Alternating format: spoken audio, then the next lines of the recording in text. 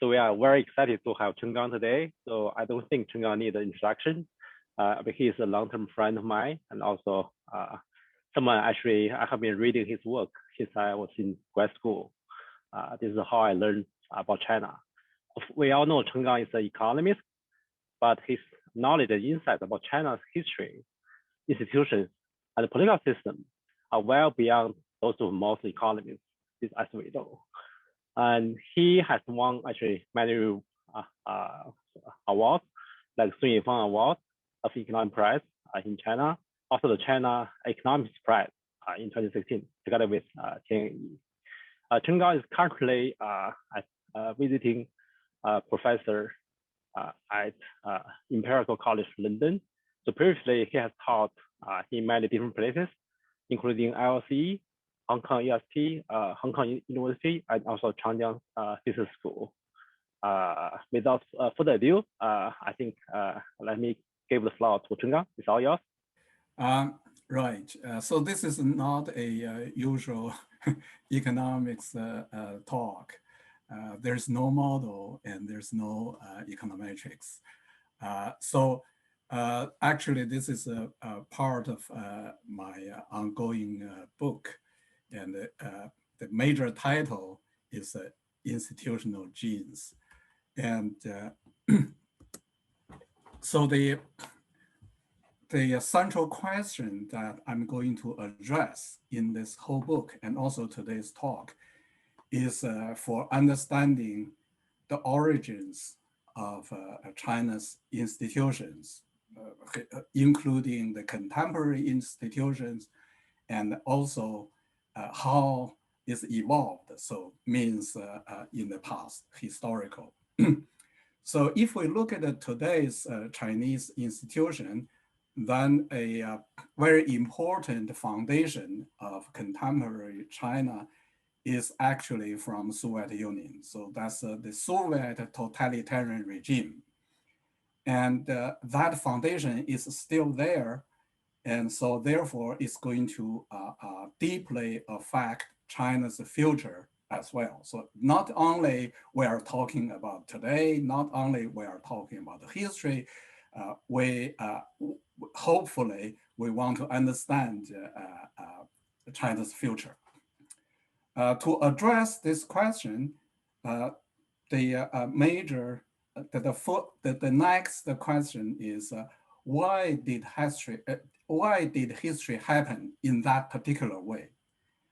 So if we look at what happened in the modern history in China, then we find that in a recent century, the Chinese constitutional reforms, constitutional revolutions all failed. And then China embraced the Bolshevik revolution and succeeded fairly quickly. So then the question is why? Why China failed in constitutional reforms, constitutional revolutions, but succeeded in a relatively short period of time in embracing the Bolshevik revolution. And to characterize or to describe the major feature of this Bolshevik regime that nowadays established in China, then here we can see that the Bolshevik regime shares a great deal of similarities with those of the Chinese Empire. And that actually is going to be an important angle that we are going to explore today. As we said that the Chinese institutions came from Russia. So then here we have to look at what happened in Russia. That is why today, in today's talk, we compare the Christianity with the Confucianism. So when we talk about the Christianity, then that is related to the West and also related to Russia. So here, if we look at the modern history of Russia, then we find similar patterns like in China. So they experienced several rounds of constitutional revolutions, but they all failed. And then the Bolshevik October Revolution succeeded again in a relatively short period of time. So then the question is why? Why history happened in Russia in that particular way? And if we try to characterize the institutions of constitutionalism and institutions of totalitarianism, then here we can find that a very brief description is that the constitutionalism is dissimilar, is very different from the institutions of the Russian Empire. However, on the other hand, the totalitarianism, the institutions of totalitarianism is highly akin to the Russian imperial institutions. So then on the surface, when we look at this, comparing the Chinese totalitarian regime with the Chinese Empire and the Russian totalitarian regime with the Russian Empire, that looks like, at the abstract level, looks like history is repeating.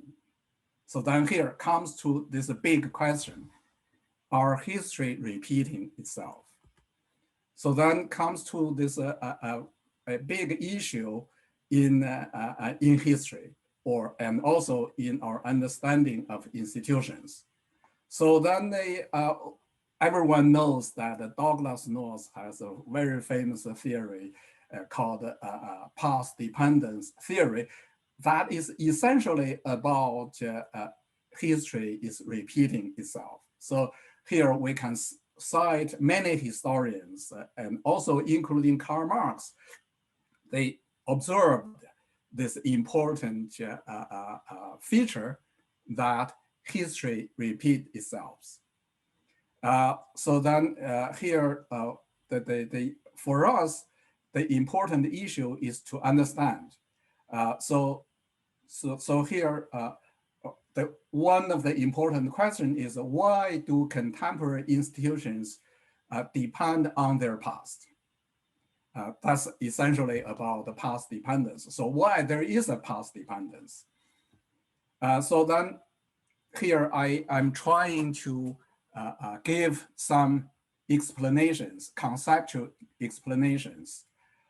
One of the important conceptual explanations is that that is because some institutional elements, these are going to determine the major players' incentives, and they determine the incentives persistently in the transformations of institutions. And to capture that, here I coined a concept called that as institutional genes. So I call those institutional elements as institutional genes. And these institutional elements are going to repeatedly being self-reproduced when institutions are evolved over a long historical process. And then in turn, these institutional genes are going to, and then they are going to determine incentives for major players in the institutional transformations. So Chenggang, yes. I'm sure you're going to get to it, but you say institutions. I mean, right. But we think a lot about in this Stanford Center on China's Economy and Institution. Right. But my mind keeps like flashing to political institutions, right? The meritocracy exam, the decentralized form of governance, et cetera, et cetera, et cetera. And then I flash over to the economic institutions like, market based actors and or state-owned enterprises and so when you say that, are you really thinking of political institutions, economic institutions, or both? What are you thinking of, or what should I be thinking of when you say institutions? Great. Yes, both. So we look at political institutions mainly in terms of power, the allocation of power of the whole society. So we look at the most important powers. And also we look at the economic side in terms of, for example, property rights. Because property rights would determine the allocation of power as well. So essentially it's about allocation of power. And once we are talking about a Chinese empire, and in particular the totalitarian regime, in those regimes, the political power is so powerful that very often that is going to dominate the economic side. So it's going to have huge influences to the economic side. So when I talk about institutions, it's actually it's both, but it's more of the government. The reason is more of the government is because government is so important, it's so powerful. Right. So then here, let me just try to explain the characteristics of institutional genes. And this, I divide this into 3 parts, but these 3 characteristics are actually highly complementary to each other. So the first characteristic of the institutional gene is repetitiveness. So only when an institutional element is repetitive, it repeats in history, is going to be regarded as institutional genes. So the examples would be, say, Confucianism and the Imperial-Exam and Christianity and the Christian church. So these are repeating in history. And the second characteristic is the incentive compatibleness, which means the so-called incentive compatibleness. It means that these are so important in providing incentives to the major players of the society. So if these are less important or these are not related to incentives, then although something would be repeating, but as if they are not related to incentives, then we don't count this. So for example, the Imperial-Exam provides strong incentives. So therefore, that is a institutional gene. And then the third element, I call that as stemness. It comes from biology. So it simply means that whatever regarded as institutional genes is going to become a building block that many other institutions are built upon this institutional gene. So it becomes the root. For example, the Russian Orthodox Church is important. Many other institutions could build upon this particular type of institution. And as a comparison, the Buddhist temple in China would not be that important because you don't find many other institutions built upon the Buddhist temples. So then we would not discuss that. We would not regard that as institutional gene. Okay, so now let's come to the Confucianism. Hi, Chenggang. Can I ask a clarifying question? Sure. Give this moment. In the sense, I was wondering whether you worry about the risk of exposed rationale. In the sense, yes, we observe the persistence. We argue that there's this deep genes, but it's not necessarily the case. I just wonder in your framework how you think about the other countries or economies like South Korea and Taiwan, who shared the so-called genes with the Chinese system, yet they developed to become super different animals. So how do you think about mutation in your kind of genetic analysis of history?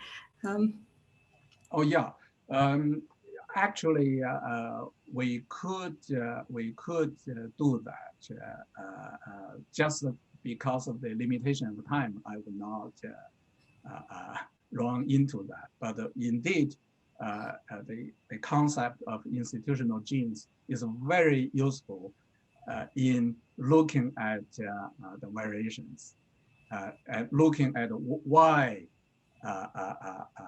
Taiwan is Taiwan, why Taiwan is different from the PRC, and why South Korea is different from North Korea, and why East Germany was different from West Germany, so on and so forth. So indeed, this is a very useful, very helpful analytical framework. Just because of time limitation, I cannot elaborate at this moment. Yeah. Okay, now let's start to look at Confucianism and the Imperial-Exam-System. So before talking about that, the first important thing is overall understanding of the Chinese imperial system. A very short summary of the major features of the Chinese imperial system is that it controls much more completely. It controls the society, it controls the power much more completely than absolutism in Europe. So that is why here I don't use the concept of absolute monarchy. Why I don't use that? Because this is different. Because it controls more, controls a lot more than the absolute monarchy in France, for example. So take this as a very basic starting point. Then if we look at the Confucianism and the Imperial-Exam, so in the following, I'm going to just call that as exam. So Confucianism and exam, a very important feature is that all of these are created by the empire for the empire. So that differentiates Confucianism with Christianity. It's fundamentally different. It's created by the empire, by the empire, for the empire, for the ruling of the empire. Of course, when people trace back the history of Confucianism, people would argue that in the Zhou dynasty, you have such scholars, they created Confucianism. But here, the important point is that these have been buried. These have been destroyed in the Qin dynasty. And then later on, these were rediscovered and recreated. So that is why here I'm talking about these are created by the empire for the empire. For what reason? For the empire, for what?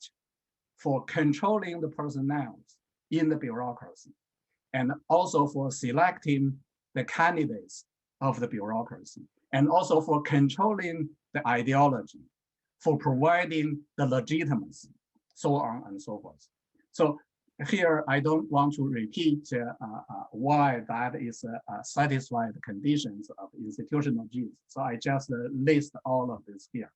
So the reason I call that as institutional gene is because it's important and also is repeating, has been repeating, and it built upon this, we have many other institutions. Chenggang, and I ask a question. Yeah. So Yeah. How does Confucianism being used by the emperor? And a second related question is, why did Mao want to destroy it, get rid of it? Oh, yeah, you mean, okay. You mean why at the earlier stage of the communism? How is it useful, basically? Okay. That is it is a very good question. That is a kind of a repeating what the Russians did. So when the Russians created Bolshevism, the first thing they do is to get rid of Orthodox. So they they also criticize Christianity. Also, they closed down the Orthodox Church. The same thing in China. So the whole revolution started from anti-Confucianism, started from anti-imperial-exam. But here, when we say that that is a institutional gene, we mean the essence of Confucianism and the essence of the imperial-exam. So as long as you have this essence there, so they could imitate what the Chinese Empire had achieved by combining with the elements imported from Russia, imported from Soviet Union. Yeah.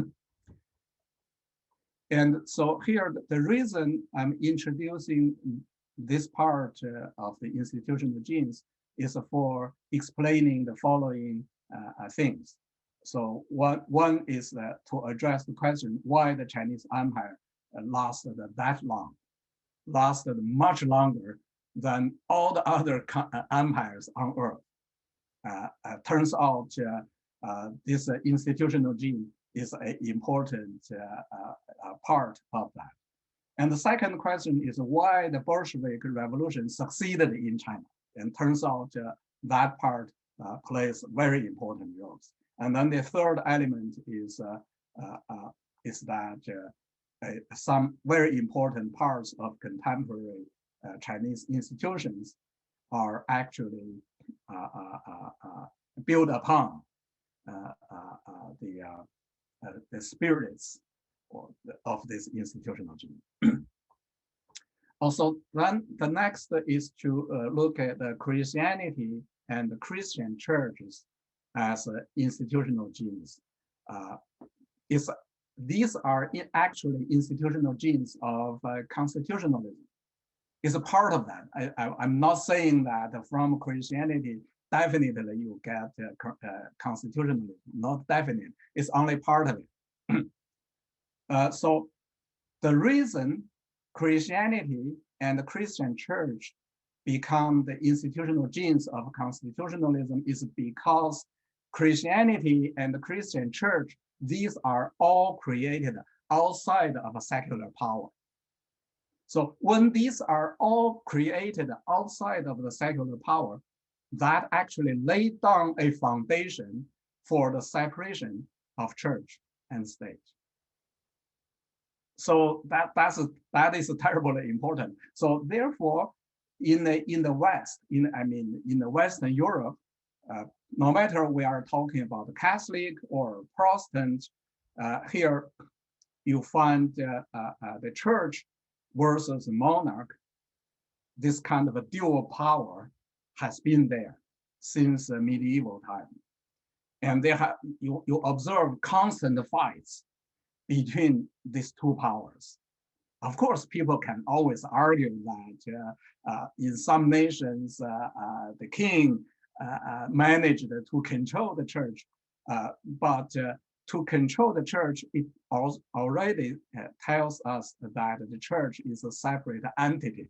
So then the king had to fight to control that. So you have constant fights for controlling. So this one controls that, that one controls this. And this fight becomes a part of the foundation of the Reformation. And so here we are talking about the Reformation in the medieval time. And among historians, among social scientists, there is a kind of agreement that the Reformation created the preconditions for capitalism. And the Reformation created preconditions for constitutionalism. And the reason there is a Reformation is exactly because of the dual power between secular and the divine. So in that sense, that is the institutional genes in the European institutions. and that's the institutional genes of constitutionalism. So if I have to summarize in one sentence about this, then this one sentence is that represents the independent social force. So the independent social forces, these are institutional genes of constitutionalism, and the Christianity and the Christian church is part of it.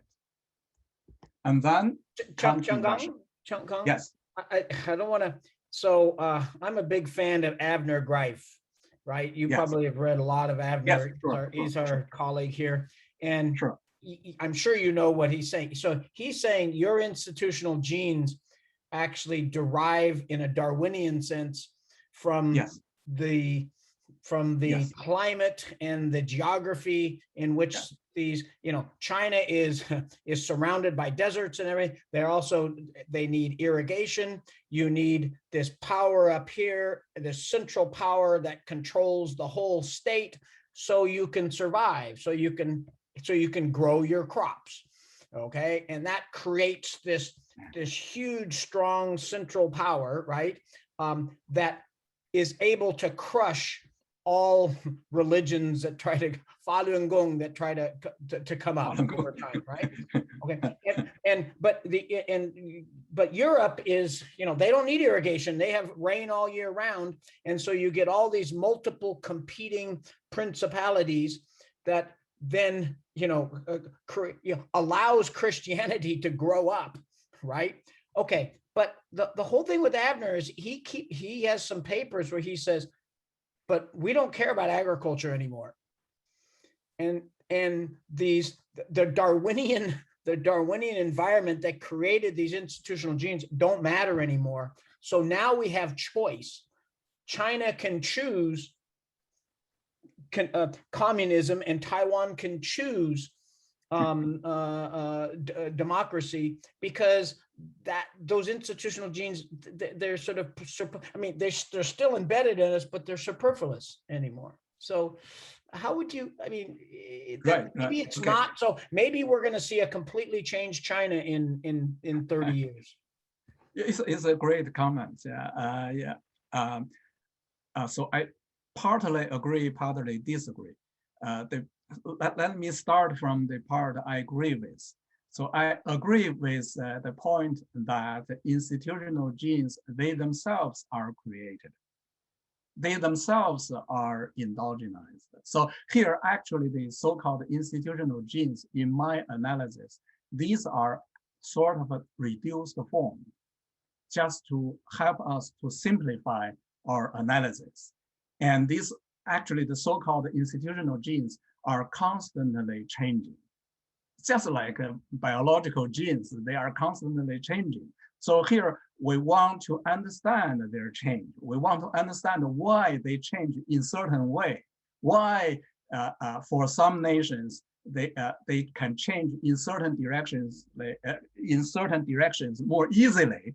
And you'll find that it's much more difficult for certain nations to change their institutions in some other directions. So we want to understand that. So that in that part, I agree.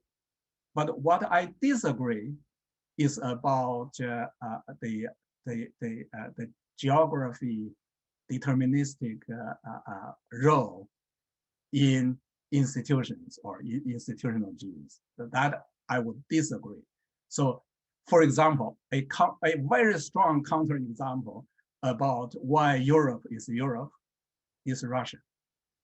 So all of those arguments about the geography of Europe would apply to at least a very large part of Russia, at least the southern part, the warmer part.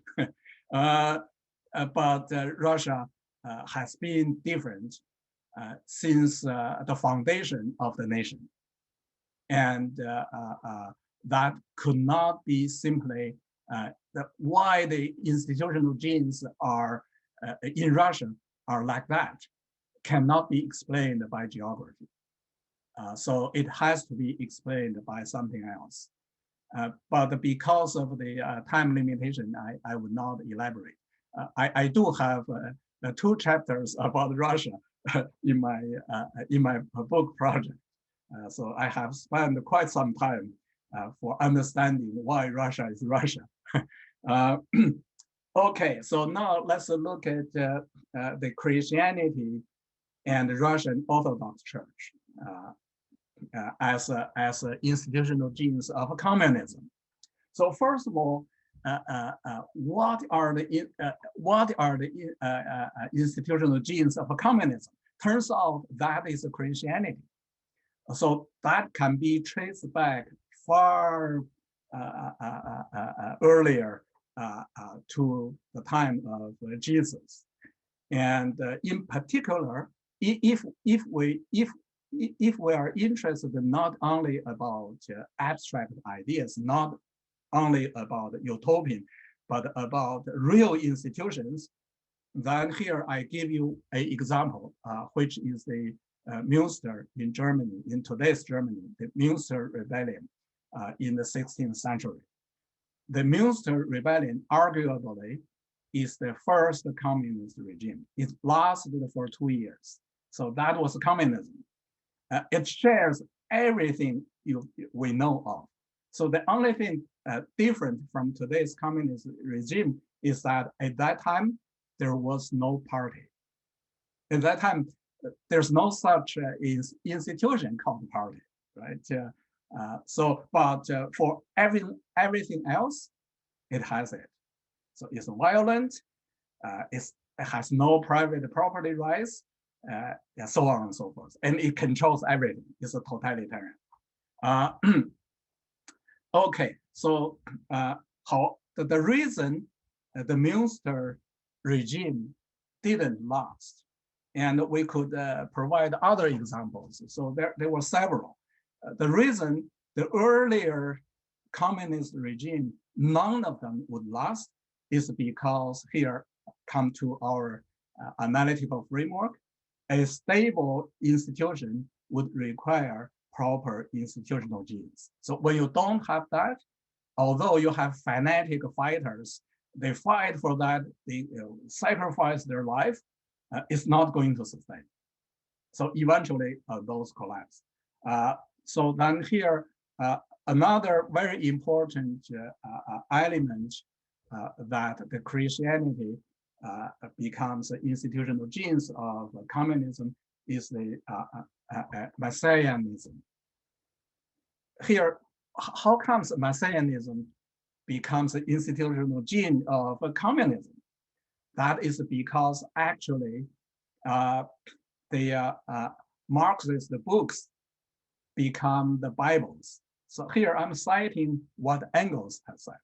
And Karl Marx was regarded as Jesus.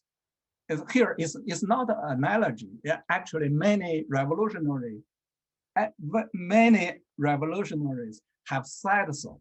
So Marx is Jesus, and the party is the church. And this future communist society is the heaven. And the capitalism is the hell. And indeed, if you really read Karl Marx, if you really read it, then you'll find that Karl Marx actually have imitated the Bible. So he purposely used the language of the Bible. And that actually is the way to have the influence to incite people. And the revolution is the salvation. And the evil world is going to be destroyed. It's going to be completely destroyed. And the new world is coming. That is the revolution.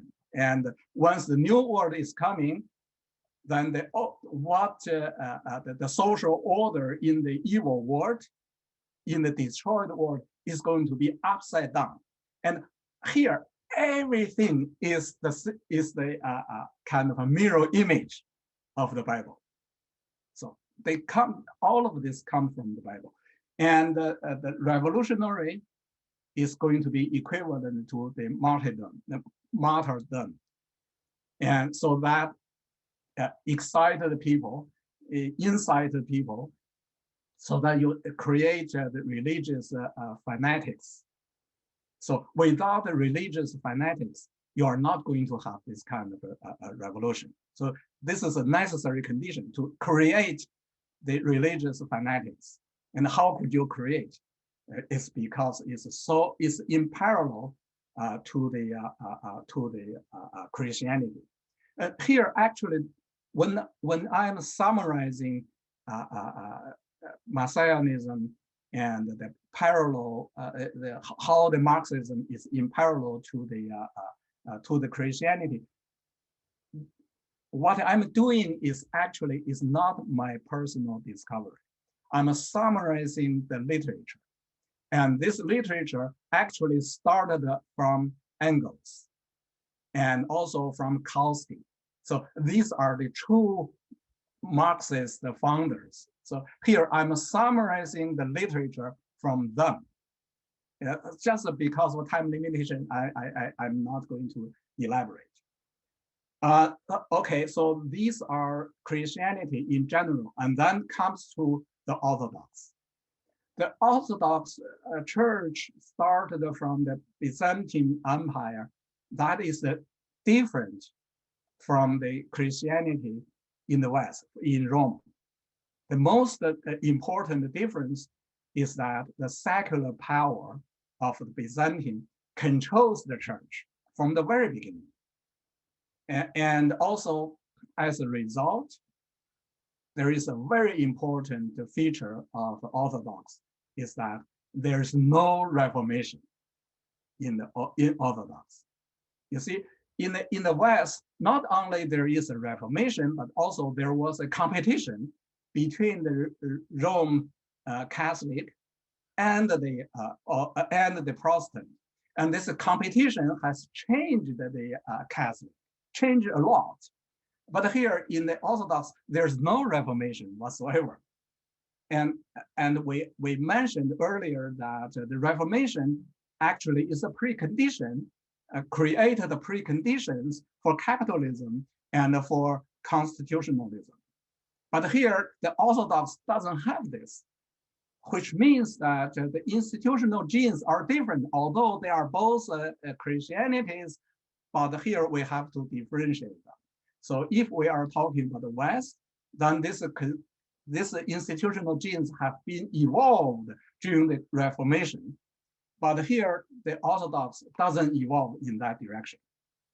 And then coming to Russia is going to be even more extreme.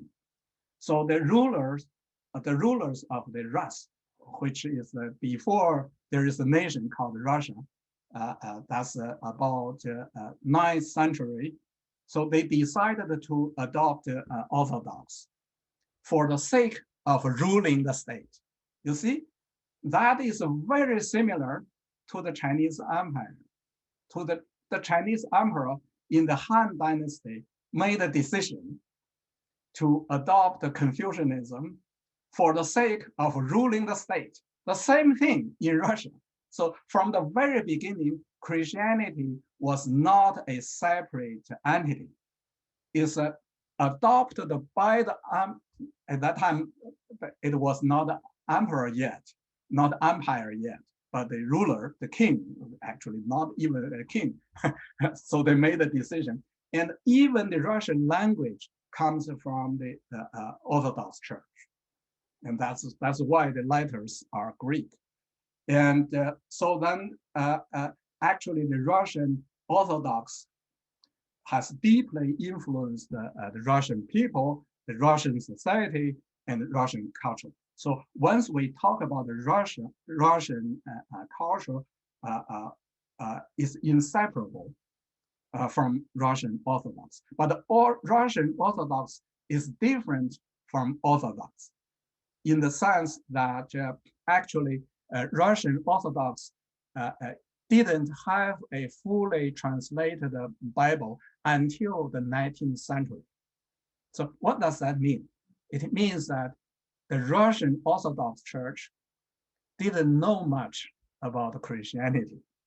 So what they cared about is the formality, is the control, is the structure, not the theology, not the theory, not the logic. So that is critically important. So, and then later on, even Marxism, other theories in Russia, all share that kind of feature. So in Russia, all of those theories from the West share that feature. So they know roughly, they don't know detail, and they don't know exactly. So that's Russia. Okay, now we come to how this Russian Orthodox would become the institutional gene of Bolshevism. So first of all, that is a extreme type of the Caesar puppetry. Caesar puppetism simply, this word actually has two roots, right? The first root is a Caesar, means secular power. The second part of this word is puppetism, means the Pope. So when the two powers combined into one word, means there's no separation. So the secular power and the divine power are completely combined. So that is the Orthodox Church, Russian Orthodox Church, and here comes to once we talk about Bolshevism, and then the party is the church, and the party controls the state, just like when we talk about the fusion of secular power and the divine power, and the party controls ideology, and it eradicates the heresy in the party and in the state, and it controls fully the society, including the personnel of the bureaucracy, the judicial, the NGOs, the economy, the military, the police, and so on and so forth. And another very important feature is that the Russian revolutionaries here, when we talk about the October Revolution, the Bolsheviks, they are deeply religious in heart and in behavior, although all of them were self-claimed as atheists. So here, the reason I'm emphasizing that is because religious heart is actually a critical condition for the creation of a totalitarian regime. And here I give you some concrete examples. So these are the most important, most influential revolutionaries in Russia. Because of the time limitation, I will not elaborate. So just you can see the names there. We have about also 10 minutes before Q&A. So I have only 10 minutes left. About before for questions. Okay. Yeah. Okay. And another very important feature of the Bolshevism learned or inherited from the Russian Orthodox Church is the organized ideology propaganda and the religious cult.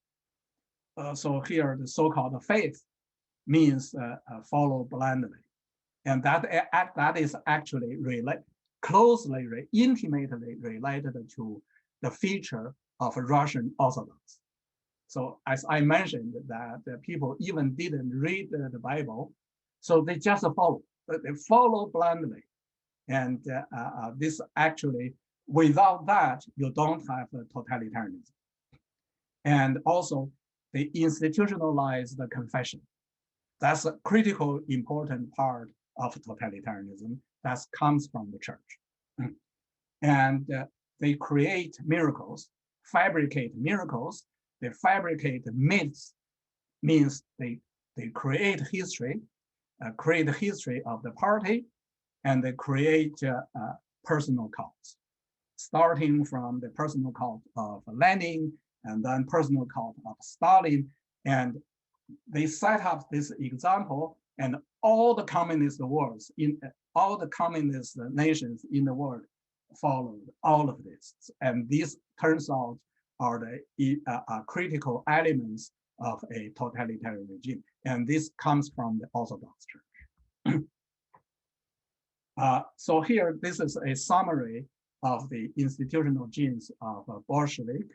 So we have spent time to explain the Russian Orthodox Church. That's one of them.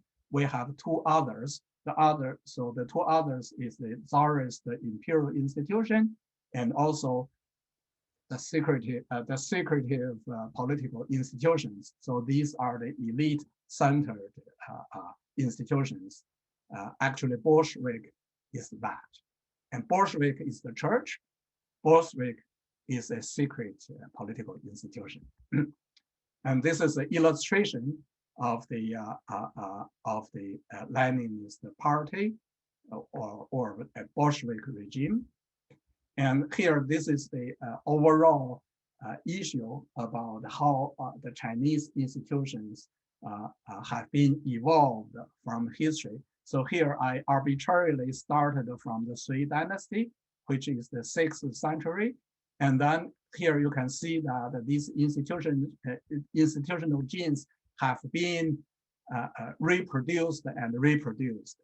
And then up to the early 20th, late 19th century and early 20th century, there were two major exogenous shocks.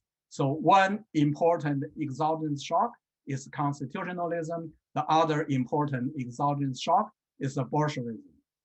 But eventually, the constitutionalism, that shock failed to have a major impact in China, but the exogenous shock of Bolshevism succeeded in China, and then created a variation of the Chinese institutional genes. And of course, since 1950, the Chinese institutions have been evolved as well, but the foundation started from here. So here we have two foundations. One foundation is from the Chinese Empire, and the other foundation is from Soviet Russia. And here I have a brief description how the Confucianism being created by the state. So I would call that as a state religion, and this state religion is created by the state, for the state. And the most important features of Confucianism is that its focus is not God. The focus is about the legitimacy of the emperor. It's about the social order. Actually, the social order is the foundation for the legitimacy of the emperor. And moreover, the Confucianism is behind this imperial power. So here, the so-called imperial power is the combination of two. So one is the divine power, the other is the secular power. So the divine power and the secular power are completely integrated together. That is the imperial power. And here I'm citing some documents and historical way of describing the divine power of the emperor. And the emperor actually is the self-proclaimed pope. So the emperor is a pope. That is why when the Western Christians came to China, when they told the emperor, the Roman pope, the emperor was totally unimpressed because the emperor himself is the pope. And so given that institution, so therefore the separation of church and state becomes an irrelevant concept in China. So people find it's a strange to talk about this. So if we are in the Chinese tradition, if people are not exposed to the Western world. And then the distinctive feature of the imperial exam is that the whole thing is created and designed and implemented by the imperial court. So it's part of the bureaucracy. And the essential exam content is Confucianism. Actually, the major purpose of creating such an imperial exam, the number one important purpose is to weaken the nobility's power. Because here, if bureaucrats have to be selected through exam, then basically you cut off the inherited power of the nobilities. And the second purpose is the brainwash. So it's to control ideology for providing legitimacy and social order. And so here we can see the obvious difference between the imperial exam and the Christian church, or the so-called civil exam in the West. So the first difference is that it's completely controlled and set up by the state and served for the state. And it focuses on ideology and writing skills, not technical skills, not medical skills, so on and so forth. So when people regard this as a meritocracy, we have to have qualifications. So it's not meritocracy in terms of technical skills, in terms of medical skills, in terms of other skills. The focus is really ideology. So if we care about the merits, the merit here is only about writing, and the writing has a particular type of style. So it's not writing for anything, anything. And another very important feature is that it has no interest whatsoever in nature. So because nature is God created. So Confucianism has no interest about the God created world. So no interest in nature, no interest in math. So there's no exam in math. As an institutional gene, actually, it keeps evolving, although officially the imperial exam ended in 1905, and there were campaigns, there were movements against this exam, but actually the institutional genes have been inherited, no matter how strong the movement looks like. And this is a summary of the Chinese institutional genes. So again, here we have 3 parts. So we have the imperial bureaucracy, and we have the imperial exam and Confucianism, and also we have the imperial land system. So these are the major 3 major institutional genes of the Chinese empire. And then we could describe today's Chinese regime by looking at the institutional genes. So in the center is the party-state bureaucracy, and on the lower left is the party-state control over land and finance, and on the lower right, that's the party controls of personnel and controls ideology. Chenggang, it'd be great if you can wrap up in 2 or 3 minutes. So we have some questions. Okay, right. Okay, thank you. Yeah, so then here in this page, I just document that how the Confucianism literature have been fabricated. So I'm citing a huge amount of literature, and indeed, the Wuxi restoration started from revealing that the Confucianism literature is kind of a fabricated literature for the sake of supporting the empire. And this part is a brief summary of the creation of the imperial exam and the evolution of the imperial exam. Okay, so then here, let's quickly summarize.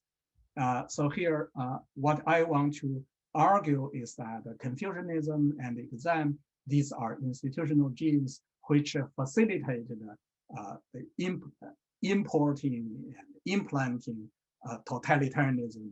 So although totalitarianism or Bolshevism, these are exogenous shocks, but how comes the exogenous shock would work? It's because you have something close enough to that exogenous shock. So here, what are the features of this gene, this institutional gene? So there's no independent ideology, there's no independent intellectual in the Chinese traditional society, means the Chinese Empire. The variants of the institutional genes become essential parts of the totalitarian regime. So here I'm using the term variance. Variance means it's not exactly the Confucianism, not exactly the exam, the imperial exam, but these are the variations. So here, the essence, if we care about institution, you find that the institutional essence actually are inherited. So then these can be easily adopted, easily changed, evolved, become a totalitarian part of the totalitarian regime. And then the last part is the spiritual legacies. So the spiritual legacies of this Confucianism and the imperial exam, these are also important part of the institutional genes. So what are these spiritual legacies? The first is the obedience to the ruler. The second is that no interest to find the truth. The third is no interest in individuals' rights. So actually in the whole Confucianism, there's no individual rights issue. These are just brief summaries of the major features becoming inherited from Confucianism and then becoming the new institutional genes. Thank you. Yeah, thanks, Chenggang. So let's open up for questions. So Tom, you're the first.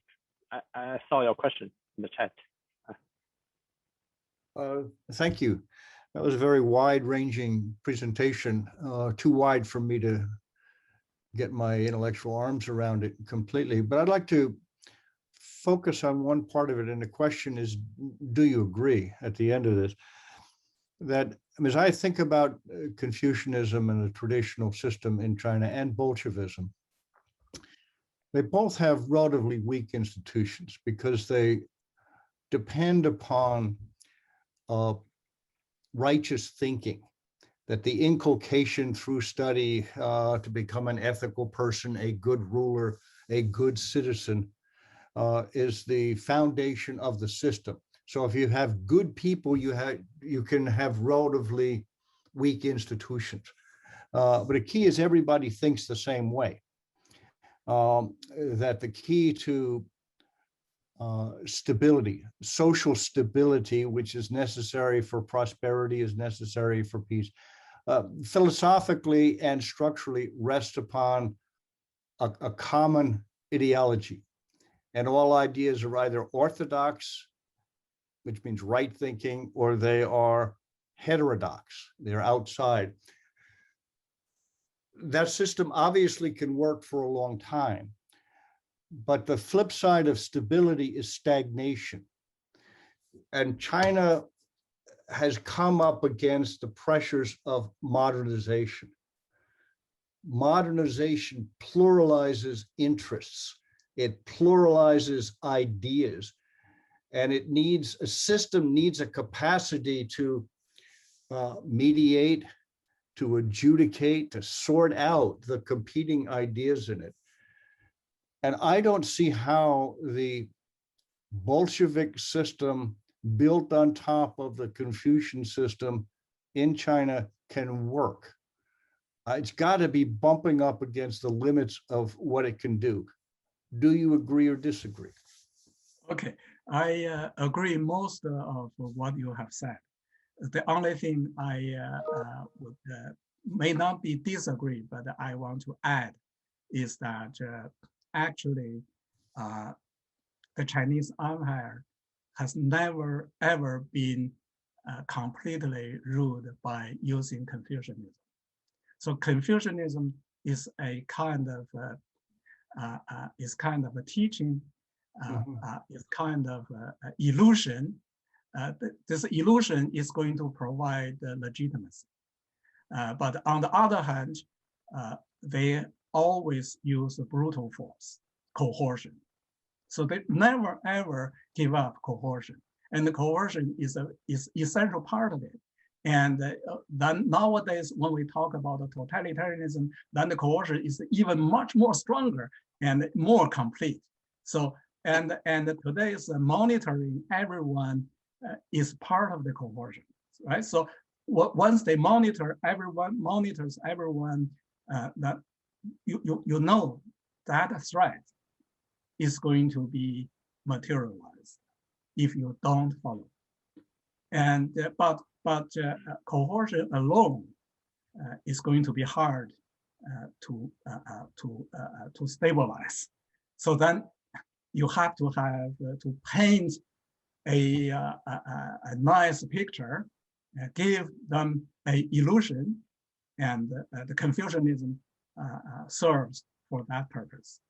But for all the other you said, I have completely agreed, and it's not going to work, definitely.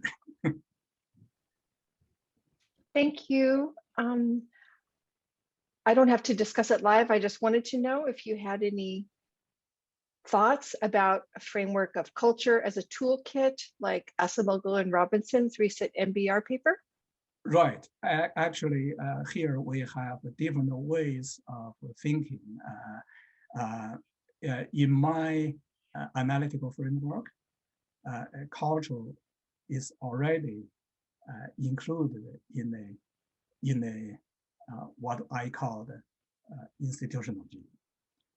The reason I don't separate that from institutional genes is because for example, here Christianity is partly is cultural, and Confucianism partly is cultural. But here I call them as institutional genes is because our interest is to look at these elements, how these elements are going to affect institutions. So we look at concrete channels.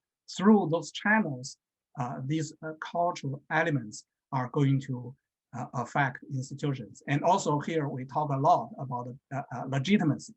Legitimacy is terribly important for any institution, but legitimacy has many things to do with culture. Itself is not just culture, but it's related to culture. So if we have a common culture, we share the culture, and based upon that particularly commonly shared culture, we all agree with the regime, then the regime has a legitimacy, it's legitimate.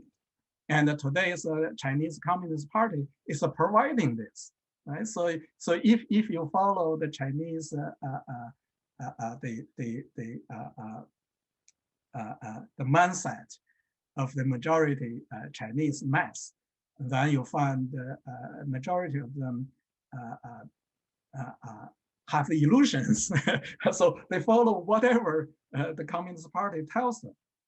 So that becomes a legitimacy. So it's related to culture, but it's more than culture. Jimmy, you're next. Professor Xu, it was a great talk. I want to hear more about what your approach would say about the future of China. Are you saying that it will be more of the same looking forward? or you are thinking like the changing political and economic constraints will lead to changes in the institutional genes? Very good point. So the whole analysis, actually, the ultimate purpose is to answer your question. So here, how if we hope China could become better, so from my personal point of view, becoming better means evolving into constitutionalism. Then we have to find out what are the institutional genes of constitutionalism and what are missing in the Chinese context. So then here, in that way of thinking, then we know that if China, if we want China to move towards constitutionalism, then China must have independent social forces. So social forces would include independent intellectuals, independent schools, independent universities, independent firms, independent court, independent legislatures, so on and so forth. So without independent social forces, there's no way to transform. So when the institutional genes are not there, no matter how strong people wanted, how strong people pushed, even if there was a revolution, if there's a rebellion, even bloodshed, we will not be able to achieve that goal. So only when the Chinese society already have something there as institutional genes, something there, then it would be possible. Otherwise, it's not possible. So the same kind of question is actually would apply to, say, Iraq, Afghanistan. So if the Americans try to implement the democracy in Iraq, why it failed? Try to implement democracy in Afghanistan, why it failed? So there are reasons. So here we are trying to provide an analytical framework to understand under what kind of conditions the institutions would change in what direction. Can I just go ahead? Follow up, force you a little bit? Sure, Do you see it happening in China? In the opposite. Chenggang, here's a different question. So we know Taiwan is different from PRC today. We cannot change history, but what if we could change history? What if Chenggang Xu didn't lose the war and stayed? What would happen to China today?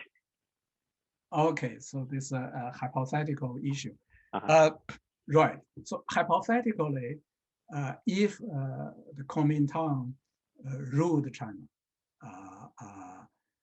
what would happen? So then here, actually, for addressing that question, we have to look at two major aspects. One major aspect is the Chinese institutional genes, including Kuomintang. The other part is what happened in Taiwan. So when we look at mainland China, then here we know that if Kuomintang is ruling China, then Kuomintang has its own social foundations or roots in mainland China. And this social foundation and these roots would determine their behavior. So if we elaborate why why constitutional reforms, constitutional revolutions in China all failed, so then that is exactly because of the institutional genes in China. And if the Kuomintang rules China, then it would be extremely difficult for the Kuomintang to change the existing institutional genes. But why in Taiwan they could do it? So there are several reasons. First of all, when Kuomintang ruled Taiwan, actually they don't have the social foundation in mainland anymore. And they don't have the social roots in mainland anymore.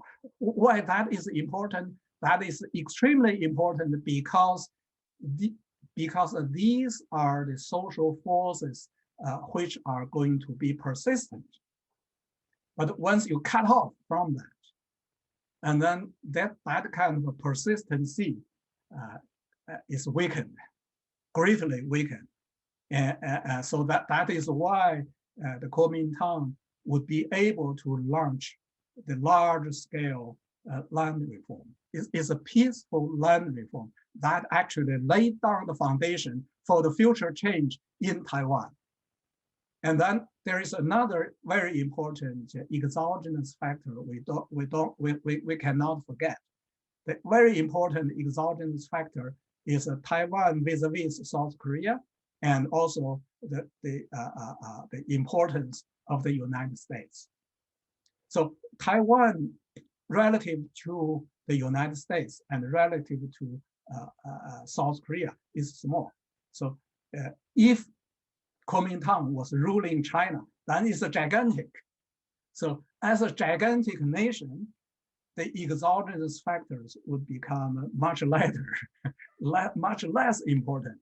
But because Taiwan is much smaller, and so then what happened in 1987 in South Korea, that is an extremely important exogenous shock. So if South Korea, if that kind of pro-democracy rebellion happened in South Korea, that could happen in Taiwan as well. They understand. And also the Americans putting great pressures to South Korea. At the same time, pressures to Taiwan. So basically what happened in Taiwan in 1988 is more of following what happened in South Korea. But of course, they are already preconditions. The preconditions would include two major things. One is the land reform, which created independent forces. The other is the Constitution of the Republic of China. The Constitution of the Republic of China was passed in 1946, but it was not implemented. So the Kuomintang found an excuse saying that it's because of martial law. So the reason we didn't implement is because of martial law, but the martial law is temporary. The Constitution is permanent. So the Constitution it follows the constitutional principles. It's a democracy. So then with that Constitution, eventually they have to, so that's one of the elements. But once we talk about the PRC, if we look at the PRC Constitution, then you find that we have the PRC has a long way to go in the transition. Yeah. Thanks, Chenggang. I think basically genetic engineer can happen in certain situations, not in others. Due to time, we have the last question. Yabo, you can ask the last question. Thank you, Hongbin. This is such a wonderful talk, Professor Xu. Quick question. In light of the different institutional genes, how can the US and China coexist peacefully, one, in the short term, and two, in the long term, especially given the fact that the two sides are increasingly hostile against each other? Thank you. Yeah, it's a very difficult question.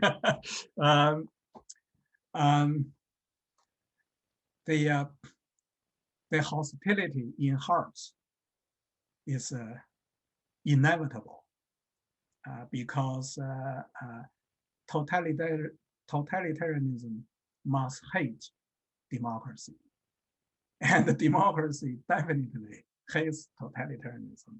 So the hostility in hearts is inevitable. So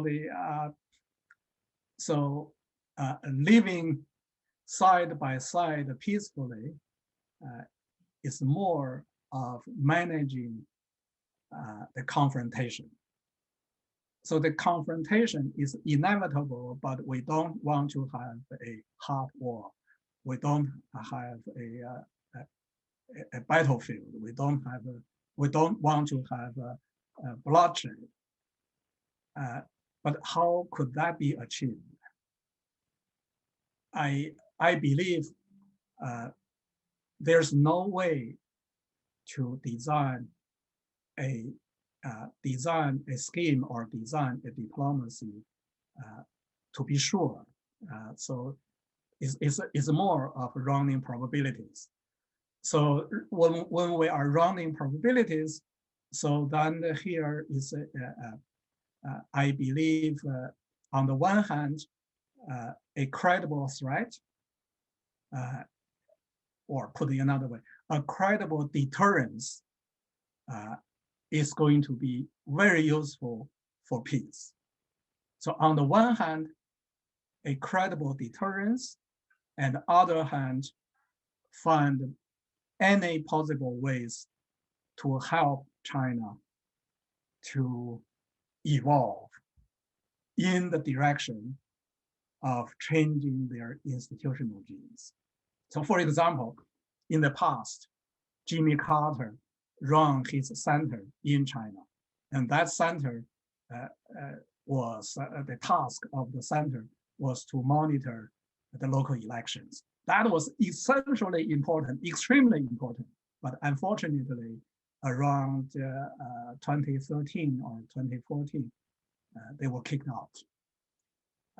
That kind of things, and NGOs, independent NGOs, so all of those are very, very important, are essential for the future of China.